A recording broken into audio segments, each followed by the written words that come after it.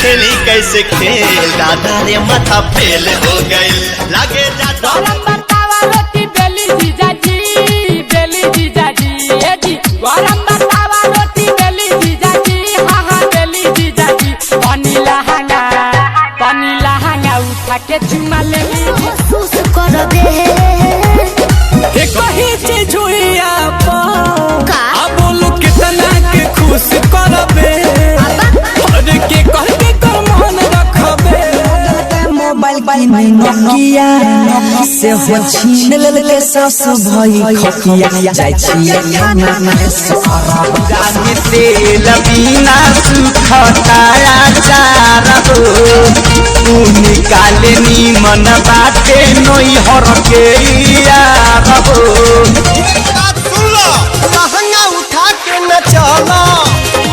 कमर हिला के न चला लूटी जाई चल टूटे हैं इश्क में हम पर कोई गम नहीं है मेरे ही थे कभी वो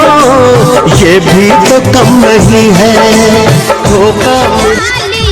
आँखों में गजरा गर्दन गुलगुल्ला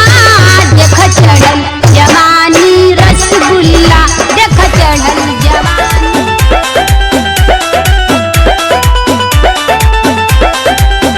हमके ऊपर से नीचे काहे तारो तारो बेरी बेरी तू आँख काहे मारता सोझा रहा आठोरे पहरिया सवारिया सवारिया बोलिया बोले लुए गोरिया कौन सा तू दिल में दर्द झेल गया यो पबजी सा गेम सरेआम खेल गया तू होया सुना सांड करे रोज नए कांड वारदाता वाली लिस्ट में तू टॉप जावेगा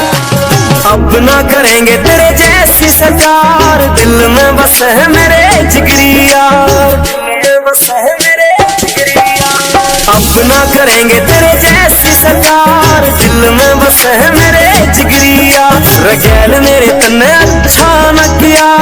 याद नहीं जो तन्ने वादा किया मेरे जैसा तन्ने कोई ना चाहेगा कैसन पीछे हरा चा